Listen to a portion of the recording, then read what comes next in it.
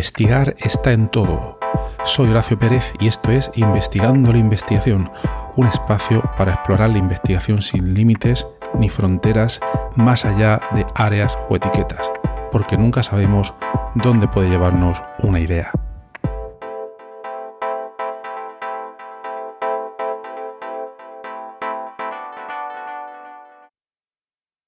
A estas alturas, y si ya lleváis escuchando algunos episodios de este podcast, y si no es así, os lo digo, aunque también lo podéis inferir por el título, Investigando la Investigación, este es un podcast que trata sobre profundizar en el proceso de descubrimiento, creación, etcétera.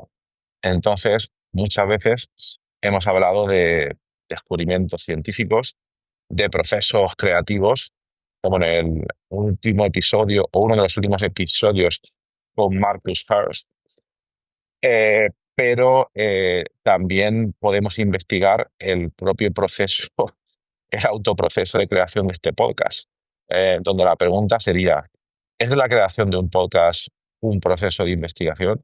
¿Cómo se investiga la creación de un episodio de podcast? Bueno, sobre esto ya hemos tratado el tema en diversos episodios, pero nunca lo habíamos hecho de una manera, digamos, más auto. Es decir, ¿puedo investigar yo mismo sobre cómo creo estos episodios de podcast? Obviamente la respuesta es que sí. Yo creo que está bastante claro. Y también es obvio que hay múltiples aspectos que podemos tener en cuenta. Pero más que nada, traigo a colación este episodio por esa charla que tuve hace poco con Marcus Hurst, donde no es que me diera cuenta, pero me vino un poco a la mente lo importante que es, o lo reseñable que es, cuando estoy entrevistando a alguien en el podcast, la importancia también de la participación del, digamos, el entrevistador en el proceso de descubrimiento o de investigación en directo, en vivo, de ese episodio de podcast. Sé que queda un poco abstracto, pero antes de profundizar, os voy a comentar un poco cómo suelo grabar los episodios, básicamente. Tampoco es ninguna sorpresa, pero por algún motivo decido entrevistar a alguien en el podcast o sugiero entrevistar a alguien en el podcast, o otra vez me viene esa persona que quiere participar en el podcast.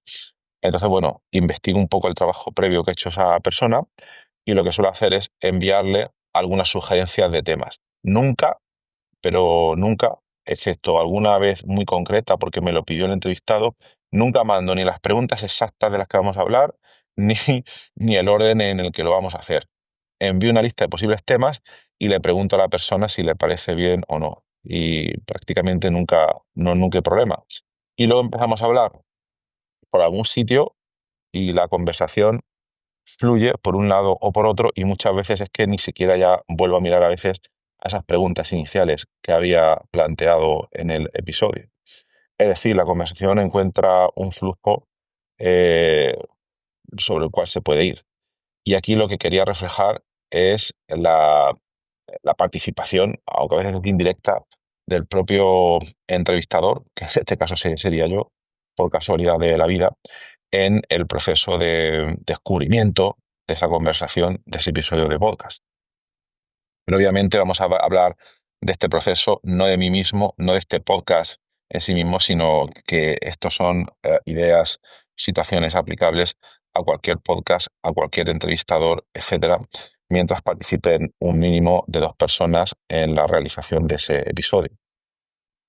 Porque, por una parte, es la figura más importante, hemos dicho antes, que es el entrevistado. Estamos hablando de un tema en concreto, donde previamente el entrevistador, el host, el anfitrión, ha propuesto una serie de ideas, pero donde también va a procurar marcar el flujo o encontrar un flujo de conversación donde se pueda sacar lo más interesante que tiene por contar el entrevistado. Entonces esto exige la mayoría de las veces una escucha activa.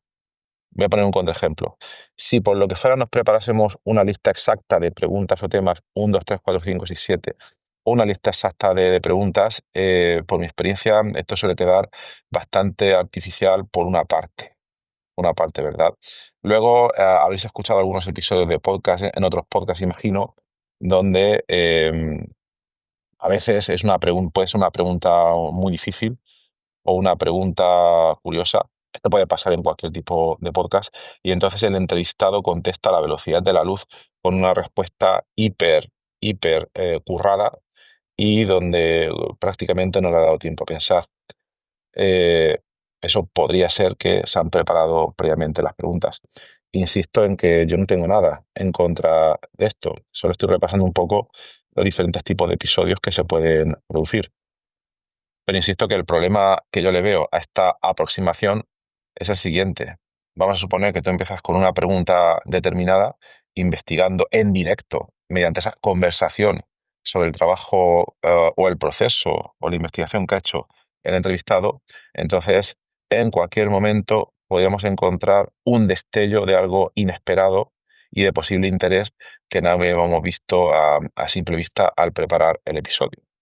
Nuestra intención es trabajar sobre el tema en que investiga el entrevistado, pero de momento nos cuenta algo súper inesperado, algo que no habíamos contemplado.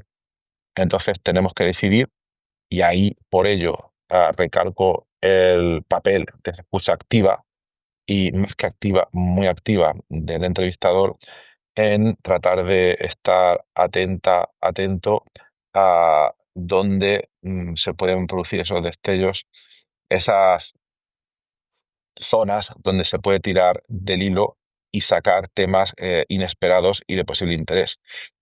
Porque también pasa una cosa, en mi opinión, cuando el entrevistador, perdón por la confusión, cuando el entrevistado está hablando en este episodio, está exponiendo una serie de temas, una serie de conocimientos, una serie de datos que por una parte le interesan bastante y que por otra parte salen de él con flujo, como podríamos decir.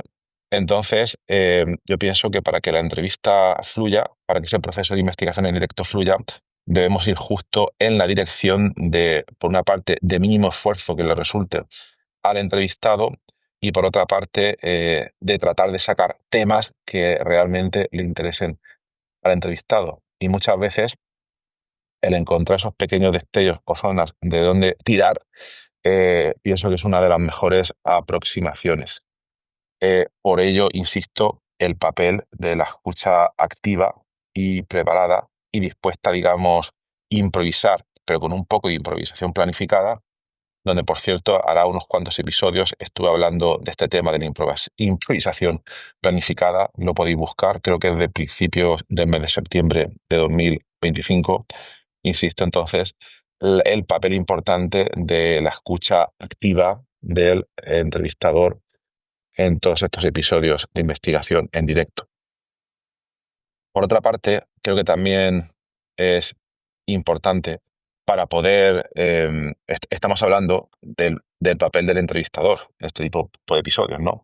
Y no solo la escucha activa, sino que también es importante a veces, y esto sí que hay que hacerlo con cierta mesura, el poder contribuir al episodio, el entrevistador, mediante, por ejemplo, contar experiencias personales relacionadas con el tema que se está tratando, comentar opiniones, aportar datos, en fin, no ser meramente una máquina de hacer preguntas, sino también el poder aportar algo más al episodio de lo que dice el entrevistado, para que al final, y esto me parece un punto bastante importante, no se trate ya tanto de una entrevista, sino de la exposición o de la profundización en un trabajo de investigación de una persona que es la protagonista del episodio, pero donde las dos partes están participando en cuanto a que las dos partes pueden aportar.